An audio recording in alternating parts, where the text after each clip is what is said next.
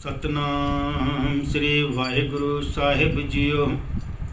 पंच परवान पंच प्रधान, पंचे पावह दरगाह मान। पंचे सोहं दर राजान, पंचा का गुर एक ध्यान। जे को कह करे विचार, करते कै करण नाही सुमार। ताल धर्म दया का पूत, संतोख थाप रखिया जिन सूत।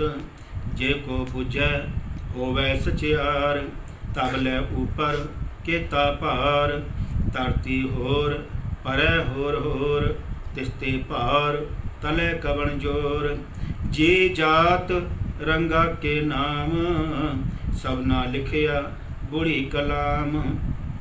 एह लेखा लिख जाने कोए, लेखा लिखिया केता होए। केता ताण स्वालिह रूप, केती दात जाने कौन कूत। कीता पसाओ एको कबाओ, तिस्ते होए लख दरियाओ। कुदरत कवन कहाँ विचार, वारिया न जावा एक बार। जो तुध भावै साई पलिकार, तू सदा सलामत निरंकार। कुदरत कवन कहाँ विचार, वारिया न जावा एक बार। जो तुध भावै साई पलिकार, तू सदा सलामत निरंकार। तू सदा सलामत निरंकार। परम सम्मान योग सतगुरु की साजी निभाजी साध संगत जी, बड़े ही बड़भागी हाँ जो सतगुरां दी रहमत सदका जुड़ बैठण दा सुभागा समा प्राप्त होया है। सतगुरु जी दी रहमत सदका जपजी साहिब जी दी 15वीं पौड़ी दी लड़ीवार विचार आपां सरवण कर चुके हाँ। अज 16वीं पौड़ी दी विचार आप जी दे नाल सांझी करन जा रहे हैं।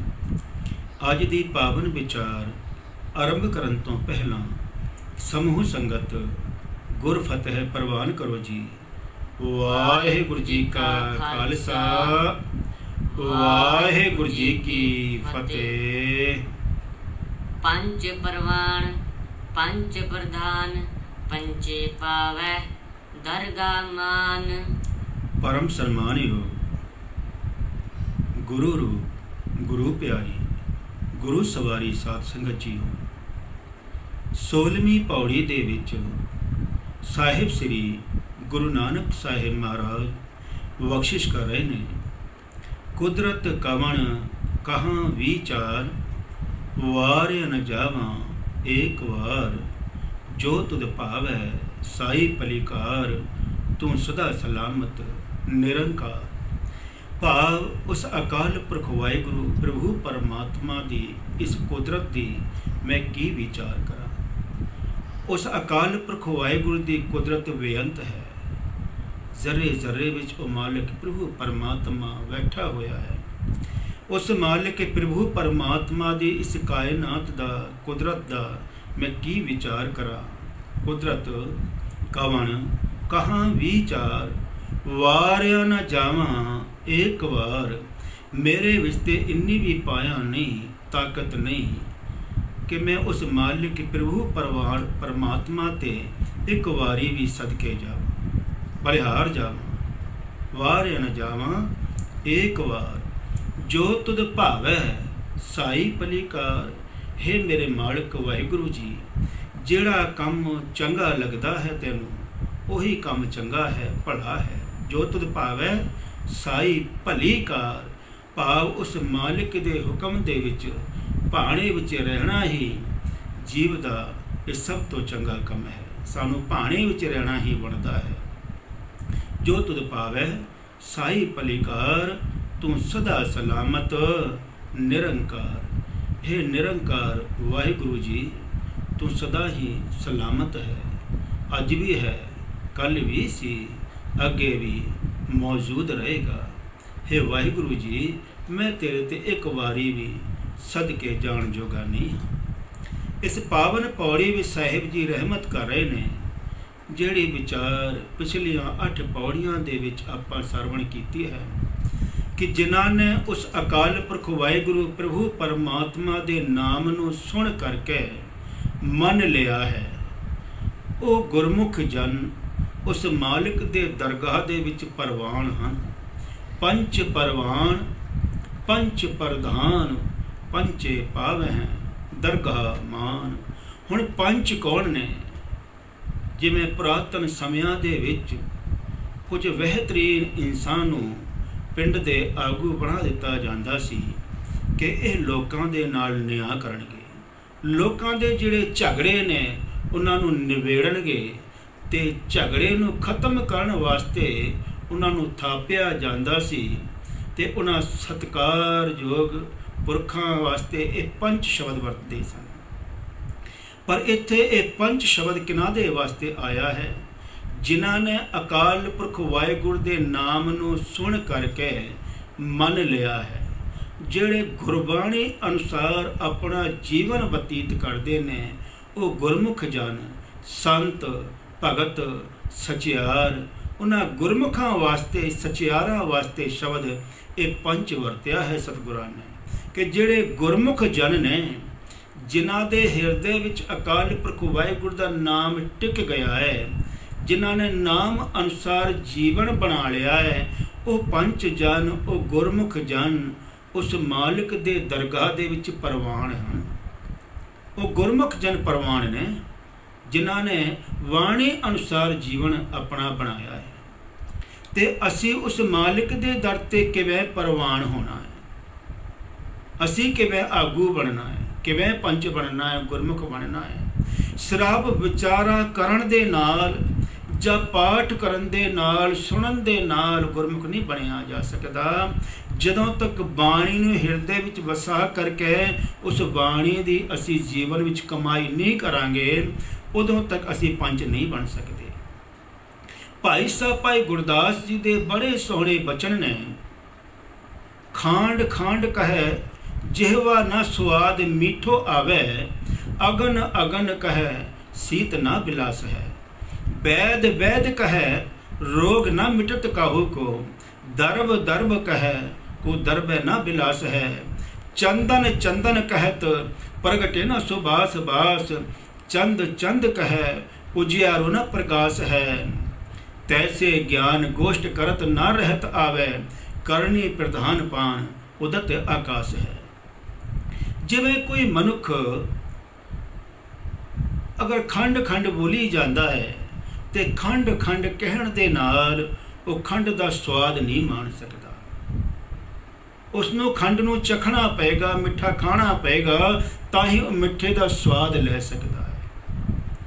ਜਿਵੇਂ ਕਿਸੇ ਨੂੰ ਅਗਰ ਸਰਦੀ ਲੱਗੀ ਹੋਈ ਹੈ ਤੇ ਉਹ ਅੱਗ ਅੱਗ ਬੋਲੀ ਜਾਏ ਤੇ ਅੱਗ ਅੱਗ ਕਹਿਣ ਦੇ ਨਾਲ ਤੇ ਉਹਨੂੰ ਸੇਕ ਨਹੀਂ ਮਿਲ ਸਕਦਾ ਅੱਗ ਦਾ, ਉਹਦੀ ਠੰਡ ਦੂਰ ਨਹੀਂ ਹੋ ਸਕਦੀ।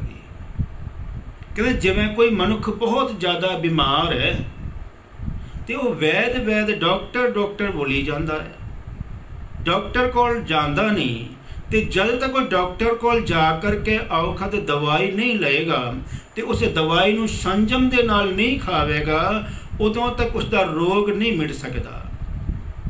ਜਿਵੇਂ ਕੋਈ ਗਰੀਬ ਮਨੁੱਖ ਹੈ, ਅਗਰ ਪੈਸਾ ਪੈਸਾ ਬੋਲੀ ਜਾਂਦਾ ਹੈ ਤੇ ਉਹ ਅਮੀਰ ਨਹੀਂ ਹੋ ਸਕਦਾ, ਉਹਨਾਂ 10 ਨੂੰਹਾਂ ਦੀ ਕਿਰਤ ਕਰਨੀ ਪੈਣੀ ਹੈ। ਚੰਦਨ ਚੰਦਨ ਕਹਿਣ ਦੇ ਨਾਲ ਮਨੁੱਖ ਦਾ ਇਹ ਸਰੀਰ ਸੁਗੰਧਿਤ ਨਹੀਂ ਹੋ ਸਕਦਾ, ਚੰਦਨ ਦੇ ਕੋਲ ਜਾਣਾ ਪਏਗਾ। ਤੇ ਚੰਦਰਮਾ ਚੰਦਰਮਾ ਕਹਿਣ ਦੇ ਨਾਲ ਉਹ ਚੰਦਰਮਾ ਦਾ ਪ੍ਰਕਾਸ਼ ਨਹੀਂ ਮਾਣ ਸਕਦਾ। ਭਾਈ ਸਾਹਿਬ ਜੀ ਬੜੇ ਸੋਹਣੇ ਵਚਨ ਕਰ ਰਹੇ ਨੇ, ਕਹਿੰਦੇ ਜਿਵੇਂ ਖੰਡ ਖੰਡ ਕਹਿਣ ਦੇ ਨਾਲ ਜ਼ੁਬਾਨ ਦੇ ਵਿੱਚ ਮਿਠਾਸ ਨਹੀਂ ਆਉਂਦਾ, ਜਿਵੇਂ ਅੱਗ ਅੱਗ ਕਹਿਣ ਦੇ ਨਾਲ ਪਾਲਾ ਦੂਰ ਨਹੀਂ ਹੁੰਦਾ, ਜਿਵੇਂ ਵੈਦ ਵੈਦ ਕਹਿਣ ਦੇ ਨਾਲ ਮਨੁੱਖ ਦੀ ਰੋਗ ਨਹੀਂ ਮਿਟਦਾ, ਜਿਵੇਂ ਦਰਬ ਦਰਬ ਪੈਸਾ ਪੈਸਾ ਆਖਣ ਦੇ ਨਾਲ ਮਨੁੱਖ ਅਮੀਰ ਨਹੀਂ ਬਣ ਸਕਦਾ, ਚੰਦਨ ਚੰਦਨ ਕਹਿਣ ਦੇ ਨਾਲ ਖੁਸ਼ਬੂ ਨਹੀਂ ਮਾਣ ਸਕਦਾ, ਚੰਦਰਮਾ ਚੰਦਰਮਾ ਕਹਿਣ ਦੇ ਨਾਲ ਉਹਦਾ ਪ੍ਰਕਾਸ਼ ਨੂੰ ਨਹੀਂ ਵੇਖ ਸਕਦਾ। ਕਹਿੰਦੇ ਠੀਕ ਇਸੇ ਤਰ੍ਹਾਂ ਵਿਚਾਰ ਕਰਨ ਦੇ ਨਾਲ, ਸੁਣਨ ਦੇ ਨਾਲ ਉਸ ਦੇ ਜੀਵਨ ਵਿੱਚ ਬਦਲਾਅ ਨਹੀਂ ਆ ਸਕਦਾ। ਕਰਨੀ ਪ੍ਰਧਾਨਪਨ ਉਦਤ ਆਕਾਸ਼ ਹੈ, ਭਾਵ ਉਸ ਨੂੰ ਬਾਣੀ ਨੂੰ ਸੁਣ ਕਰਕੇ, ਪੜ੍ਹ ਕਰਕੇ ਉਸ ਨੂੰ ਆਪਣੇ ਹਿਰਦੇ ਵਿੱਚ ਵਸਾਉਣਾ ਪਏਗਾ। ਜਦੋਂ ਹਿਰਦੇ ਵਿੱਚ ਵਸਾ ਲਏਗਾ ਤੇ ਰਹਿਣੀ ਵਹਿਣੀ ਦੇ ਰਹਿਣ ਦੇ ਨਾਲ, ਸਤਿਗੁਰਾਂ ਦੀ ਬਖਸ਼ਿਸ਼ ਦੇ ਨਾਲ ਹੀ ਉਹ ਮਨੁੱਖ ਗੁਰਮੁਖ, ਸਚਿਆਰ ਤੇ ਪੰਚ ਬਣ ਸਕਦਾ ਹੈ। ਕਿਉਂਕਿ ਪੜ੍ਹਨਾ ਵੀ ਤਿੰਨ ਤਰ੍ਹਾਂ ਦਾ ਹੈ। ਕੁਝ ਗੁਰਮੁਖ ਪਿਆਰੇ ਐਸੇ ਨੇ ਜਿਹੜਾ ਬਹੁਤ ਸੋਹਣਾ ਪੜ੍ਹਨਾ ਜਾਣਦੇ ਨੇ, ਜਿਨ੍ਹਾਂ ਨੇ ਪੜ੍ਹ ਕਰਕੇ, ਸੁਣ ਕਰਕੇ ਬਾਣੀ ਨੂੰ ਕੰਠ ਕਰ ਲਿਆ ਹੈ। ਬਹੁਤ ਮਿੱਠੀ ਆਵਾਜ਼ ਦੇ ਵਿੱਚ ਉਹ ਗਾਉਂਦੇ ਨੇ। ਦੂਜੀ ਤਰ੍ਹਾਂ ਦੇ ਉਹ ਗੁਰਮੁਖ ਜਨ ਜਿਨ੍ਹਾਂ ਨੇ ਬਾਣੀ ਨੂੰ ਪੜ੍ਹਨਾ ਵੀ ਸਿੱਖ ਲਿਆ ਹੈ, ਬਾਣੀ ਨੂੰ ਗਾਉਣਾ ਵੀ ਸਿੱਖ ਲਿਆ ਹੈ, ਬਹੁਤ ਮਿੱਠੀ ਆਵਾਜ਼ ਵਿੱਚ ਗਾਉਂਦੇ ਨੇ ਤੇ ਨਾਲ ਵਿਚਾਰਦੇ ਵੀ ਹਨ। ਉਸਦੇ ਮੀਨਿੰਗ, ਉਸਦੇ ਅਰਥ ਬੋਧ ਵੀ ਸਿੱਖ ਲਏ ਨੇ, ਅਰਥ ਵਿਚਾਰ ਵੀ ਕਰਦੇ ਹਨ।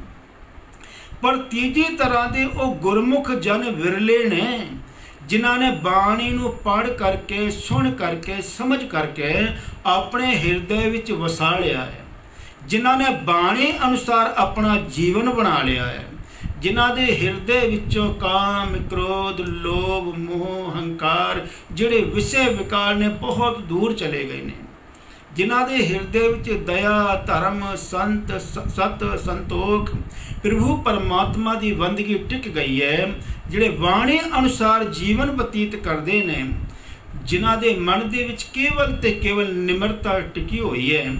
ਹਰ ਜੀਵ ਦੇ ਅੰਦਰ ਜਿਨ੍ਹਾਂ ਨੂੰ ਪਰਮਾਤਮਾ ਦਾ ਸਰੂਪ ਨਜ਼ਰ ਆਉਂਦਾ ਹੈ, ਜਿਨ੍ਹਾਂ ਨੇ ਬਾਣੀ ਅਨੁਸਾਰ ਜੀਵਨ ਬਣਾ ਲਿਆ ਹੈ, ਉਹ ਗੁਰਮੁਖ ਜਨ ਉਸ ਮਾਲਿਕ ਦੇ ਦਰਗਾਹ ਦੇ ਵਿੱਚ ਪ੍ਰਵਾਨ ਨੇ। ਆਪਣੇ ਅੰਦਰ ਝਾਤੀ ਮਾਰੀਏ ਕਿ ਇਹ ਗੁਣ ਸਾਡੇ ਅੰਦਰ ਹਨ। ਜੇ ਨਹੀਂ ਤੇ ਅਸੀਂ ਆਪਣੇ ਆਪ ਨੂੰ ਗੁਰਮੁਖ ਨਹੀਂ ਅਖਵਾ ਸਕਦੇ। ਕਿਉਂਕਿ ਸਾਹਿਬ ਜੀ ਦੇ ਪਾਵਨ ਬਚਨ ਨੇ, ਸੋ ਸਿੱਖ ਸਖਾ ਬੰਦਪ ਹੈ ਭਾਈ, ਜੇ ਗੁਰ ਕੇ ਭਾਣੇ ਵਿੱਚ ਆਵੇ, ਆਪਣੇ ਪਾਣੇ ਜੋ ਚੱਲੇ ਭਾਈ, ਵਿਛੁੜ ਚੋਟਾਂ ਖਾਵੇ, ਵਿਣ ਸਤਿਗੁਰ ਸੁਖ ਕਦੇ ਨਾ ਪਾਵੇ ਭਾਈ, ਫਿਰ ਪਛੋਤਾਵੇ, ਹਰ ਕੇ ਦਾਸ ਸੁਹੇਲੇ ਭਾਈ, ਜਨਮ ਜਨਮ ਕੇ ਕਿਲਬਿਕ ਦੁੱਖ ਕਾਟੇ, ਆਪੇ ਮੇਲ ਮਿਲਾਈ।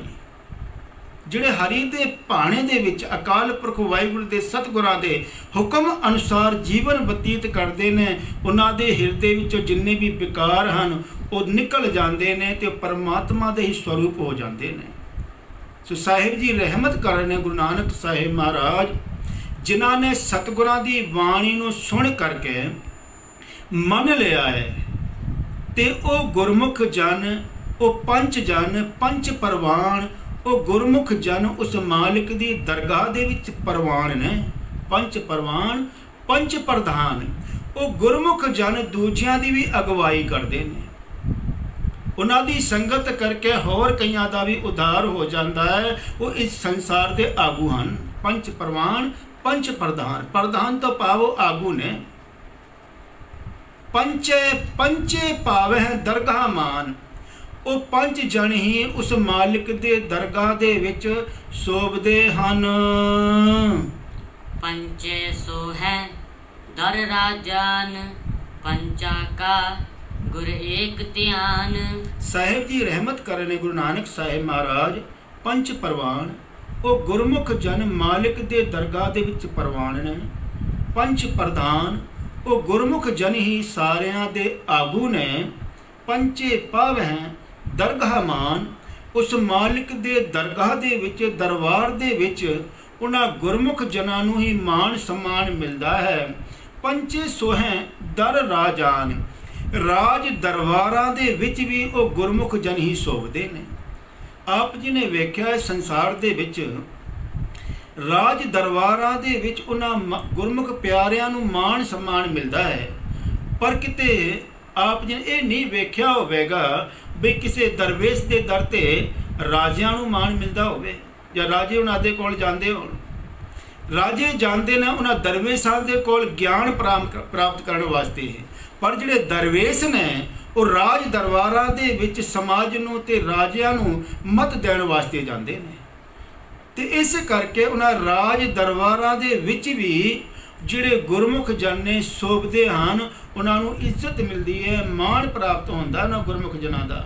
ਪੰਚਾਂ ਕਾ ਗੁਰ ਏਕ ਧਿਆਨ। ਤੇ ਉਹਨਾਂ ਗੁਰਮੁਖ ਜਨਾਂ ਦੀ ਲਿਵ ਕੇਵਲ ਇੱਕ ਦੇ ਨਾਲ ਜੁੜੀ ਰਹਿੰਦੀ ਹੈ। ਉਸ ਮਾਲਿਕ ਨੂੰ ਛੱਡ ਕਰਕੇ ਕਿਤੇ ਭਟਕਦੇ ਨਹੀਂ। ਉਹਨਾਂ ਦਾ ਧਿਆਨ ਕੇਵਲ ਇੱਕ ਗੁਰੂ ਦੇ ਨਾਲ, ਇੱਕ ਪਰਮਾਤਮਾ ਦੇ ਨਾਲ ਹੈ। ਪੰਚਾਂ ਕਾ ਗੁਰ ਏਕ ਧਿਆਨ। जे को कहे करे विचार, करते कै करने नहीं सुमार। ਉਹ ਗੁਰਮੁਖ ਜਨ ਆਪਣਾ ਜੀਵਨ ਤੇ ਸਫਲਾ ਕਰਦੇ ਨੇ, ਲੇਕਿਨ ਕੋਈ ਵੀ ਮਨੁੱਖ ਉਸ ਅਕਾਲ ਪੁਰਖ ਵਾਹਿਗੁਰੂ ਪ੍ਰਭੂ ਪਰਮਾਤਮਾ ਦਾ ਅੰਤ ਨਹੀਂ ਪਾ ਸਕਦਾ। ਜੇ ਕੋ ਕਹੇ, ਜੇਕਰ ਕੋਈ ਵਿਚਾਰ ਕਰਕੇ ਵੇਖ ਲਵੇ, ਜੇ ਕੋ ਕਹੇ ਬਿਆਨ ਕਰਕੇ ਤੇ ਵਿਚਾਰ ਕਰਕੇ ਵੇਖ ਲਵੇ, ਜੇ ਕੋ ਕਹੇ ਕਰੇ ਵਿਚਾਰ, ਕਰਤੇ ਕੇ ਕਰਨਾ। ਕਰਤਾਰ ਦੀ ਕੁਦਰਤ ਦਾ ਕੋਈ ਵੀ ਸੁਮਾਰੀ, ਕੋਈ ਵੀ ਅੰਤ ਨਹੀਂ ਪਾ ਸਕਦਾ। ਸਾਹਿਬ ਜੀ ਰਹਿਮਤ ਕਰ ਰਹੇ ਨੇ, ਜੇ ਕੋ ਕਹੇ करे विचार, करते कै करना नहीं सुमार। कोई भी मनुख उस मालिक प्रभु परमात्मा का अंत नहीं पा सकता। उसकी कायनात का, उसकी कुदरत का कोई अंत नहीं पा सकता, भावें कोई बयान करके विचार करके वेख लवे जी। तौल तरम दया का पूत, संतोख थाप रखिया जिन सूत। पुरातन समयां दे विच बहुत सारे ऐसे लोग होए जिन्हां ने उस करतार दी कुदरत का अंदाज़ा लाउण दा यतन कीता। कईयां ने उस अकाल पुरख वाहिगुरू का भी अंदाज़ा लाउण दा यतन कीता, ते किसी ने लिख दिता वो श्वेतांबर है, किसी ने लिख दिता पीतांबर है, किसी ने कह दिता नीलांबर है। पर साहिब जी रहमत कर रहे ने, साहिब मेरा एको है, भाई एको है, वो एको रूप दे विच है। तू पेड़ साख तेरी फूली, तू सुखम हुआ अस्थूली। कदे वो बीज के रूप दे विच है, कदे दरखत के रूप दे विच है। ते बहुत सारे लोगों ने उस करतार की कुदरत का, कायनात का अंदाज़ा लाउण का यतन किया। कईयां ने यह भी लिख दिता कि इस धरती नूं किसी बल्द ने चुकिया है। हुण ध्यान देना, जेकर मन लेंदे हाँ इस किसी बल्द ने चुकिया है, तो उस बल्द के थल्ले पर एक होर धरती चाहिए है, एक होर बल्द चाहिए है, एक होर धरती चाहिए है, उहदे थल्ले फिर कोई एक होर आसरा चाहिए है। तो जिहड़ा आखिरला बल्द होवेगा उस ते किन्ना को भार होएगा, किसी ने अंदाज़ा लाया है। किसी ने यह भी कह दिता जदों बल्द अपना पासा चेंज करता है उदों भूकंप भूचाल आउंदा है। पर गुरु साहिब जी ने इसकी खंडना की है। कहते भाई इस धरती नूं किसी बल्द ने नहीं चुकिया, फिर किसके सहारे ते धरती टिकी हुई है। कहते ये जिहड़ी धरती है ये धर्म के आसरे ते है। जिवें असी वेखते हाँ अपने परिवारां दे विच, परिवार दे विच जदों तक धर्म कायम है, परिवार दे विच जदों तक दया धर्म सत संतोख जीवन दे विच है, तो उत्थे फिर कल कलेश नहीं, बड़े ही शांति ते सुकून है।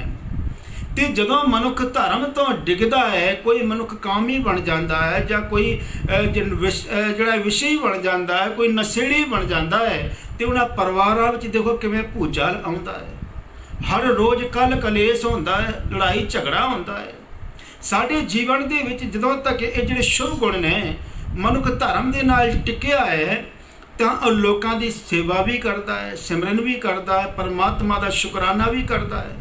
तो जदों धर्म विचों, धर्म हिरदे विचों निकल जाता है, मनुख जो कामी बनता है, क्रोधी ते काम क्रोध लोभ मोह हंकार जीवन में आ जाते हैं, तो जीवन के भी भूचाल आ जाता है। जीवन के मनुख के जीवन के भी फिर भूचाल आता है, फिर वो टिकता नहीं, मन का टिकाव नहीं रहिंदा। परिवार के जो धर्म निकल जाता है तो उस परिवार के विच फिर सुख शांति नहीं, सिर्फ कल कलेश ही है, भूचाल ही आता है ना। कहने इसी तरह संसार के विच इस धर्म के आसरे ते ही ये धरती टिकी हुई है। साहिब जी रहमत करने गुरु नानक साहिब महाराज, तौल धर्म जिहड़ा धौला बल्द है वो धर्म है, धर्म के आसरे ते ही धरती है। दया का पूत, ते इस धर्म नूं दया ने दे पैदा किया है। ਇਹ ਧਰਮ ਦਇਆ ਦਾ ਪੁੱਤਰ ਹੈ। ਸਾਧ ਸੰਗਤ ਜੀ ਧਿਆਨ ਦੇਣਾ, ਜਦੋਂ ਹਿਰਦੇ ਵਿੱਚ ਅਗਰ ਦਇਆ ਹੈ ਤੇ ਦੋ ਗਰੀਬ ਵੀ ਇੱਕ ਕੰਬਲੀ 'ਚ ਸੋ ਸਕਦੇ ਨੇ, ਔਰ ਜੇਕਰ ਹਿਰਦੇ ਵਿੱਚ ਦਇਆ ਨਹੀਂ ਤੇ ਉਸ ਦੇ ਦਰਵਾਜ਼ੇ ਤੇ ਭਿਖਾਰੀ ਵੀ ਨਹੀਂ ਬੈਠ ਸਕਦਾ, ਉਹਨੂੰ ਦੁਰਕਾਰਾਂ ਪੈਂਦੀਆਂ ਨੇ, ਕਿਉਂਕਿ ਮਨ ਦੇ ਅੰਦਰ ਈਗੋ ਹੈ, ਹੰਕਾਰ ਹੈ, ਉਹਨੂੰ ਗਾਣਾ ਕੱਢ ਕੇ ਬੰਦਾ ਭਜਾ ਦਿੰਦਾ ਹੈ। ਤੇ ਜਦੋਂ ਜੀਵਨ ਵਿੱਚ ਦਇਆ ਆਉਂਦੀ ਹੈ ਫਿਰ ਮਨੁੱਖ ਧਰਮ ਦੇ ਨਾਲ ਜੁੜਦਾ ਹੈ, ਸਮਾਜ ਦੀ ਸੇਵਾ ਕਰਦਾ ਹੈ। ਤੇ ਜਦੋਂ ਸੰਤੋਖ ਆਉਂਦਾ ਹੈ ਤੇ ਫਿਰ ਮਨੁੱਖ ਪਰਮਾਤਮਾ ਦੀ ਸਿਫਤ ਸਲਾਹ ਕਰਦਾ ਹੈ। ਪਰ ਦਇਆ ਧਰਮ ਦੇ ਨਾਲ ਜੋੜਦੀ ਹੈ ਤੇ ਧਰਮ ਫਿਰ ਸੰਤੋਖ ਨੂੰ ਪੈਦਾ ਕਰਦਾ ਹੈ। ਜੀਵਨ ਵਿੱਚ ਸੰਤੋਖ ਜਦੋਂ ਆਉਂਦਾ ਹੈ ਫਿਰ ਮਨੁੱਖ ਆਖਦਾ, ਰੱਬਾ ਤੇਰਾ ਸ਼ੁਕਰ ਹੈ। ਕਿੰਨੇ ਐਸੀ ਆਪਣੇ ਨੀਵਿਆਂ ਵੱਲ ਵੇਖਦਾ ਹੈ ਤੇ ਆਖਦਾ, ਤੇਰਾ ਸ਼ੁਕਰ ਹੈ, ਤੂੰ ਕਿੰਨੀਆਂ ਬਖਸ਼ਿਸ਼ਾਂ ਕੀਤੀਆਂ ਨੇ, ਸੋਹਣਾ ਸਰੀਰ ਦਿੱਤਾ ਹੈ, ਖਾਣ ਪੀਣ ਵਾਸਤੇ 36 ਪ੍ਰਕਾਰ ਦੇ ਪਦਾਰਥ ਦਿੱਤੇ ਨੇ, ਸਾਰੇ ਸੁੱਖ ਦਿੱਤੇ ਨੇ। ਫਿਰ ਮਾਲਿਕ ਦਾ ਸ਼ੁਕਰਾਨਾ ਕਰਦਾ ਜਦੋਂ ਸੰਤੋਖ ਆਉਂਦਾ ਹੈ। ਤੇ ਸਤਿਗੁਰੂ ਗੁਰੂ ਨਾਨਕ ਸਾਹਿਬ ਮਹਾਰਾਜ ਸਮਝਾਉਣਾ ਕਰ ਰਹੇ ਨੇ, ਤੌਲ ਧਰਮ ਰੂਪੀ ਬਲਦ ਨੇ ਇਸ ਧਰਤੀ ਨੂੰ ਚੁੱਕਿਆ ਹੈ। ਭਾਵ ਧਰਮ ਦੇ ਆਸਰੇ ਤੇ ਧਰਤੀ ਟਿਕੀ ਹੋਈ ਹੈ। ਦਇਆ ਕਾ ਪੂਤ, ਇਹ ਧਰਮ ਦਇਆ ਦਾ ਪੁੱਤਰ ਹੈ। ਸੰਤੋਖ ਥਾਪ ਰੱਖਿਆ ਜਿਨ ਸੂਤ, ਧਰਮ ਨੇ ਫਿਰ ਸੰਤੋਖ ਨੂੰ ਪੈਦਾ ਕੀਤਾ, ਜਿਸ ਨੇ ਆਪਣੀ ਮਰਿਆਦਾ ਵਿੱਚ ਇਸ ਨੂੰ ਬੰਨਿਆ ਹੋਇਆ ਹੈ ਜੀ। जे को बुझै होवै सचेयार, तब लै ऊपर केता पार। जे को बुझै, ਜਿਹੜਾ ਕੋਈ ਮਨੁੱਖ ਇਸ ਵਿਚਾਰ ਨੂੰ ਸਮਝ ਲੈਂਦਾ ਹੈ, ਜੇ ਕੋ ਬੁਝੈ ਹੋਵੇ ਸਚਿਆਰ, ਫਿਰ ਉਹ ਸੱਚ ਨਾਲ ਜੁੜ ਜਾਂਦਾ ਹੈ, ਸਚਿਆਰ ਬਣ ਜਾਂਦਾ ਹੈ। ਤੇ ਧਿਆਨ ਦੇਣਾ, ਤਬਲੇ ਉੱਪਰ ਕੀਤਾ ਪਾਰ। ਅੰਦਾਜ਼ਾ ਲਾਓ ਵੀ ਜੇ ਤੁਸੀਂ ਆਖਦੇ ਹੋ ਧਰਤੀ ਦੇ ਥੱਲੇ ਬਲਦ ਹੈ ਤੇ ਉਸ ਦੇ ਸਿਰ ਤੇ ਕਿੰਨਾ ਕੁ ਭਾਰ ਹੋਵੇਗਾ ਜੀ। ਧਰਤੀ ਹੋਰ ਪਰੈ ਹੋਰ ਹੋਰ, ਤਿਸ ਤੈ ਪਾਰ ਤਲੈ ਕਵਣ ਜੋਰ। ਧਰਤੀ ਦੇ ਥੱਲੇ ਜੇ ਤੁਸੀਂ ਮੰਨ ਲੈਂਦੇ ਹੋ ਵੀ ਧਰਤੀ ਨੂੰ ਬਲਦ ਨੇ ਚੁੱਕਿਆ ਹੈ, ਫਿਰ ਇਸ ਦੇ ਥੱਲੇ ਇੱਕ ਹੋਰ ਧਰਤੀ ਚਾਹੀਦੀ ਹੈ, ਇੱਕ ਹੋਰ ਬਲਦ ਚਾਹੀਦਾ ਹੈ, ਇੱਕ ਹੋਰ ਧਰਤੀ, ਉਹਨੂੰ ਪਰ ਕੋਈ ਹੋਰ ਆਸਰਾ ਚਾਹੀਦਾ ਹੈ। ਪਰ ਜਿਹੜਾ ਆਖਿਰਲਾ ਬਲਦ ਹੋਏਗਾ ਉਸ 'ਤੇ ਕਿੰਨਾ ਭਾਰ ਹੈ। ਸੋ ਗੁਰੂ ਸਾਹਿਬ ਜੀ ਖੰਡਨਾ ਕਰ ਰਹੇ ਨੇ ਕਿ ਭਾਈ ਇਹ ਜਿਹੜਾ ਧਰਤੀ ਹੈ ਇਹ ਕਾਇਨਾਤ ਧਰਮ ਦੇ ਆਸਰੇ 'ਤੇ ਹੈ। ਜੋ ਦਇਆ ਦਾ ਪੁੱਤਰ ਹੈ, ਜਿਸ ਨੇ ਸੰਤੋਖ ਨੂੰ ਪੈਦਾ ਕੀਤਾ ਤੇ ਉਸਨੇ ਆਪਣੇ ਇੱਕ ਸੂਤਰ ਦੇ ਵਿੱਚ ਮਰਿਆਦਾ ਵਿੱਚ ਉਸ ਨੂੰ ਬੰਨਿਆ ਹੋਇਆ ਹੈ। ਜਿਹੜਾ ਇਸ ਗੱਲ ਨੂੰ ਸਮਝ ਲੈਂਦਾ ਹੈ ਉਹੀ ਸਚਿਆਰ ਹੈ, ਸੱਚ ਨਾਲ ਜੁੜਿਆ ਹੋਇਆ ਹੈ। ਤੇ ਤਿਸਤੇ ਭਾਰ ਤਲੇ ਕਮਣ ਜੋਰ, ਜੇ ਤੁਸੀਂ ਬਲਦ ਨੂੰ ਆਖਦੇ ਹੋ ਤੇ ਉਸ ਦੇ ਥੱਲੇ ਕਿੰਨਾ ਵਜ਼ਨ ਹੋਵੇਗਾ ਕੋਈ ਉਸ ਦਾ ਅੰਦਾਜ਼ਾ ਨਹੀਂ ਲਾ ਸਕਦਾ ਜੀ।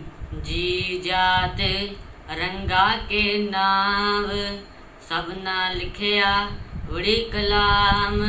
ਉਸ ਮਾਲਿਕ ਦੀ ਕਾਇਨਾਤ ਦੇ ਵਿੱਚ, ਕੁਦਰਤ ਦੇ ਵਿੱਚ ਜੀ ਜਾਤ ਅਨੇਕਾਂ ਹੀ ਜਾਤੀਆਂ ਦੇ, ਅਨੇਕਾਂ ਹੀ ਨਸਲਾਂ ਦੇ ਜੀਵ ਨੇ, ਅਨੇਕਾਂ ਹੀ ਨਾਵਾਂ ਦੇ ਜੀਵ ਹਨ। ਉਸ ਕੁਦਰਤ ਦੀ ਕਾਇਨਾਤ ਦੇ ਵਿੱਚ, ਉਸ ਕਾਦਰ ਦੀ ਕੁਦਰਤ ਦੇ ਵਿੱਚ, ਉਸ ਮਾਲਿਕ ਦੇ ਇਸ ਖਲਕਤ ਦੇ ਵਿੱਚ, ਇਸ ਸੰਸਾਰ ਦੇ ਵਿੱਚ ਸਾਹਿਬ ਜੀ ਰਹਿਮਤ ਕਰ ਰਹੇ ਨੇ ਕਿ ਇਸ ਕੁਦਰਤ ਦੇ ਅੰਦਰ ਜੀ ਜਾਤ ਕਿੰਨੇ ਜੀਵ ਨੇ ਜਿਹੜੇ ਵੱਖ-ਵੱਖ ਜਾਤਾਂ ਦੇ ਹਨ, ਵੱਖ-ਵੱਖ ਨਸਲਾਂ ਦੇ ਨੇ, ਜਿਨ੍ਹਾਂ ਦੇ ਵੱਖ-ਵੱਖ ਨਾਮ ਨੇ, ਵੱਖ-ਵੱਖ ਨਾਵਾਂ ਦੇ ਹਨ। ਸਭਨਾ ਲਿਖਿਆ ਬੁੜੀ ਕਲਾਮ, ਕਹਿੰਦੇ ਉਸ ਅਕਾਲ ਪੁਰਖ ਵਾਹਿਗੁਰੂ ਦੇ ਗੁਣਾਂ ਨੂੰ ਲਿਖਣ ਦਾ ਯਤਨ ਕੀਤਾ। ਲਗਾਤਾਰ ਇੱਕ ਅਗੰਮੀ ਕਲਮ ਦੇ ਨਾਲ, ਲਗਾਤਾਰ ਇੱਕ ਚਲਦੀ ਕਲਮ ਦੇ ਨਾਲ ਉਸ ਅਕਾਲ ਪੁਰਖ ਵਾਹਿਗੁਰੂ ਦੇ ਗੁਣਾਂ ਨੂੰ ਲਿਖਣ ਦਾ ਯਤਨ ਕੀਤਾ ਹੈ ਜੀ। ਇਹ ਲੇਖਾ ਲਿਖ ਜਾਣੈ ਕੋਏ, ਲੇਖਾ ਲਿਖਿਆ ਕੀਤਾ ਹੋਏ। ਜਿਹੜੇ ਇਸ ਲੇਖਾਂ ਨੂੰ ਲਿਖਣਾ ਜਾਣਦੇ ਨੇ, ਜਿਨ੍ਹਾਂ ਨੇ ਉਸ ਕਰਤਾਰ ਦੀ ਕੁਦਰਤ ਦਾ, ਉਸ ਕਰਤਾਰ ਦੇ ਗੁਣਾਂ ਦਾ ਲਿਖਣ ਦਾ ਯਤਨ ਕੀਤਾ, ਉਸ ਮਾਲਿਕ ਦੇ ਗੁਣਾਂ ਨੂੰ ਲਿਖਣ ਦਾ ਯਤਨ ਕੀਤਾ, ਕਹਿੰਦੇ ਇਹ ਲੇਖਾ ਲਿਖ ਜਾਣੇ ਕੋਈ, ਜਿਨ੍ਹਾਂ ਨੇ, ਜਿਹੜੇ ਲੇਖਾ ਲਿਖਣਾ ਜਾਣਦੇ ਨੇ, ਉਹਨਾਂ ਨੇ ਲਿਖਣ ਦਾ ਯਤਨ ਕੀਤਾ ਹੈ ਤੇ ਲੇਖਾ ਲਿਖਿਆ ਕੀਤਾ ਹੋਏ। ਤੇ ਜਿਹੜੇ ਲਿਖਣਾ ਜਾਣਦੇ ਨੇ ਅਕਾਲ ਪੁਰਖ ਵਾਹਿਗੁਰੂ ਦੇ ਗੁਣਾਂ ਨੂੰ ਲਿਖਣ ਲੱਗਿਆਂ ਇਹ ਲੇਖਾ ਕਿੱਡਾ ਕੁ ਵੱਡਾ ਹੋ ਸਕਦਾ ਹੈ, ਉਸ ਦਾ ਵੀ ਕੋਈ ਅੰਦਾਜ਼ਾ ਨਹੀਂ ਲਾ ਸਕਦਾ ਹੈ ਜੀ। ਕੀਤਾ ਤਾਣ ਸੁਆਲਿਓ ਰੂਪ, ਕੀਤੀ ਦਾਤ ਜਾਣੈ ਕੌਣ ਕੂਤ। ਹੁਣ ਇੱਕ ਮਨੁੱਖ ਹੈ, ਮਨੁੱਖ ਜਿਹੜਾ ਹੈ ਉਸ ਦੀ ਸ਼ਕਤੀ ਦਾ ਅੰਦਾਜ਼ਾ ਲਾ ਸਕਦਾ ਹੈ ਵੀ ਮਨੁੱਖ ਦੇ ਅੰਦਰ ਕਿੰਨੀ ਕੀ ਤਾਕਤ ਹੈ, ਕਿੰਨੀ ਕੁ ਸ਼ਕਤੀ ਹੈ, ਕਿੰਨਾ ਕੁ ਸੋਹਣਾ ਰੂਪ ਹੈ। ਲੇਕਿਨ ਧਿਆਨ ਦੇਣਾ ਉਸ ਕੁਦਰਤ, ਉਸ ਕਾਦਰ ਦੀ ਕੁਦਰਤ ਦੇ ਵਿੱਚ, ਉਸ ਅਕਾਲ ਪੁਰਖ ਵਾਹਿਗੁਰੂ ਦੀ ਇਸ ਕਾਇਨਾਤ ਦੇ ਵਿੱਚ ਕਿੰਨੇ ਤਰ੍ਹਾਂ ਦੇ ਜੀਵ ਨੇ, ਕਿੰਨੇ ਤਰ੍ਹਾਂ ਦੇ ਜੀਵ ਜੰਤੂ ਨੇ, ਬਨਸਪਤੀ ਹੈ। ਉਸ ਕਰਤਾਰ ਦੀ ਕੁਦਰਤ ਦਾ ਕੋਈ ਵੀ ਅੰਦਾਜ਼ਾ ਨਹੀਂ ਲਾ ਸਕਦਾ। ਕੀਤਾ ਤਾਣ ਉਸ ਅਕਾਲ ਪੁਰਖ ਵਾਹਿਗੁਰੂ ਦੀ ਤਾਕਤ ਦਾ, ਇਸ ਕੁਦਰਤ ਦੀ ਤਾਕਤ ਦਾ ਕੋਈ ਅੰਦਾਜ਼ਾ ਨਹੀਂ ਲਾ ਸਕਦਾ। ਸੁਆਲਿਹ ਰੂਪ ਉਹ ਅਕਾਲ ਪੁਰਖ ਵਾਹਿਗੁਰੂ ਬੇਅੰਤ ਸ਼ਕਤੀ ਦਾ ਮਾਲਕ ਹੈ ਤੇ ਬਹੁਤ ਸੁੰਦਰ ਸਵਰੂਪ ਹੈ। ਉਹਦੇ ਸਵਰੂਪ ਬਾਰੇ ਕੋਈ ਬਿਆਨ ਨਹੀਂ ਕਰ ਸਕਦਾ। ਕੀਤੀ ਦਾਤ ਜਾਣੇ ਕੌਣ ਕੂਤ। ਉਸ ਅਕਾਲ ਪੁਰਖ ਵਾਹਿਗੁਰੂ ਦੀ ਦਾਤਾਂ ਦਾ, ਉਸ ਦਾਤਾਰ ਦਾ ਕੋਈ ਵੀ ਮਨੁੱਖ, ਕੂਤ ਆਖਦੇ ਨੇ ਅੰਦਾਜ਼ਾ, ਸੁਮਾਰੀ, ਕੋਈ ਵੀ ਅੰਦਾਜ਼ਾ ਨਹੀਂ ਲਾ ਸਕਦਾ ਹੈ ਜੀ। ਕੀਤਾ ਪਸਾਓ ਏਕੋ ਕਵਾਓ, ਤਿਸਤੇ ਹੋਏ ਲੱਖ ਦਰਿਆਓ। ਕੀਤਾ ਪਸਾਓ ਉਸ ਅਕਾਲ ਪੁਰਖ ਵਾਹਿਗੁਰੂ ਦੇ ਹੁਕਮ ਅਨੁਸਾਰ ਹੀ ਇਹ ਸਾਰਾ ਪਸਾਰਾ ਪਸਰਿਆ ਹੋਇਆ ਹੈ। ਆਪੀ ਨੇ ਆਪ ਸਾਜਿਓ, ਆਪੀ ਨੇ ਰਚਿਓ ਨਾਉ, ਦੋਏ ਕੁਦਰਤ ਸਾਜੀ ਹੈ, ਕਰ ਆਸਣ ਡਿਠੋ ਚਾਓ। ਕੀਤਾ ਪਸਾਓ ਅਕਾਲ ਪੁਰਖ ਵਾਹਿਗੁਰੂ ਦੇ ਹੁਕਮ ਦੇ ਅਨੁਸਾਰ ਹੀ ਸਾਰਾ ਪਸਰਿਆ, ਇਹ ਸਾਰੀ ਕਾਇਨਾਤ ਸਾਜੀ ਹੋਈ ਹੈ। ਇੱਕੋ ਕਵਾਓ, ਉਸ ਦੇ ਹੁਕਮ ਦੇ ਵਿੱਚ, ਕਵਾਓ ਆਖਦੇ ਨੇ ਹੁਕਮ ਨੂੰ, ਕੀਤਾ ਪਸਾਓ ਇੱਕੋ ਕਵਾਓ, ਉਸ ਦੇ ਇੱਕੋ ਹੁਕਮ ਦੇ ਵਿੱਚ ਇਹ ਸਾਰਾ ਪਸਾਰਾ ਪਸਰਿਆ ਹੋਇਆ ਹੈ। ਤਿਸਤੇ ਹੋਏ ਲੱਖ ਦਰਿਆਓ, ਉਸ ਦੇ ਹੁਕਮ ਦੇ ਵਿੱਚ ਹੀ ਇਹ ਜੀਵਨ ਰੂਪੀ ਲੱਖਾਂ ਦਰਿਆ ਜਿਹੜੇ ਨੇ ਚੱਲ ਰਹੇ ਨੇ, ਪੈਦਾ ਹੋ ਗਏ ਹਨ। ਕੁਦਰਤ ਕਵਣ ਕਹਾਂ ਵਿਚਾਰ, ਵਾਰਿਆ ਨ ਜਾਵਾਂ ਏਕ ਵਾਰ। ਕੁਦਰਤ ਕਵਣ ਕਹਾਂ ਵਿਚਾਰ, ਮੇਰੀ ਤੇ ਇੰਨੀ ਤਾਕਤ ਨਹੀਂ ਕਿ ਉਸ ਮਾਲਿਕ ਪ੍ਰਭੂ ਪਰਮਾਤਮਾ ਦੇ ਬਾਰੇ ਮੈਂ ਅੰਦਾਜ਼ਾ ਲਾ ਸਕਾਂ ਜਾਂ ਉਸ ਕਰਤਾਰ ਦੀ ਕੁਦਰਤ ਬਾਰੇ ਮੈਂ ਬਿਆਨ ਕਰ ਸਕਾਂ। ਕੁਦਰਤ ਕਵਣ, ਇਸ ਕੁਦਰਤ ਬਾਰੇ ਮੈਂ ਕੀ ਵਿਚਾਰ ਕਰਾਂ। ਮੈਂ ਬਹੁਤ ਤੁੱਛ ਹਾਂ, ਮੇਰੀ ਇੰਨੀ ਪਾਇਆ ਨਹੀਂ, ਇੰਨੀ ਸਮਰੱਥਾ ਨਹੀਂ ਹੈ। ਕੁਦਰਤ ਕਵਣ ਕਹਾਂ ਵਿਚਾਰ, ਉਸ ਮਾਲਿਕ ਦੇ, ਉਸ ਕਰਤਾਰ ਦੀ ਕੁਦਰਤ ਬਾਰੇ ਮੈਂ ਕੋਈ ਵਿਚਾਰ ਨਹੀਂ ਕਰ ਸਕਦਾ। ਵਾਰਿਆ ਨਾ ਜਾਵਾਂ ਇੱਕ ਵਾਰ, ਮੇਰੇ ਵਿੱਚ ਦੀ ਇੰਨੀ ਵੀ ਸਮਰੱਥਾ ਨਹੀਂ ਹੈ ਕਿ ਉਸ ਮਾਲਿਕ ਪ੍ਰਭੂ ਪਰਮਾਤਮਾ ਤੇ ਮੈਂ ਇੱਕ ਵਾਰੀ ਵੀ ਸਦਕੇ ਜਾਵਾਂ ਜੀ। ਜੋ ਤੁਧ ਪਾਵੈ ਸਾਈ ਭਲੀਕਾਰ, ਤੂੰ ਸਦਾ ਸਲਾਮਤ ਨਿਰੰਕਾਰ। ਜੋ ਤੁਧ ਭਾਵੈ, ਹੇ ਮੇਰੇ ਮਾਲਕ ਵਾਹਿਗੁਰੂ ਜੀ, ਜੋ ਤੁਧ ਭਾਵੈ, ਜੋ ਤੈਨੂੰ ਭਾਉਂਦਾ ਹੈ, ਚੰਗਾ ਲੱਗਦਾ ਹੈ, ਸਾਈ ਭਲੀਕਾਰ, ਉਹੀ ਕੰਮ ਚੰਗਾ ਹੈ।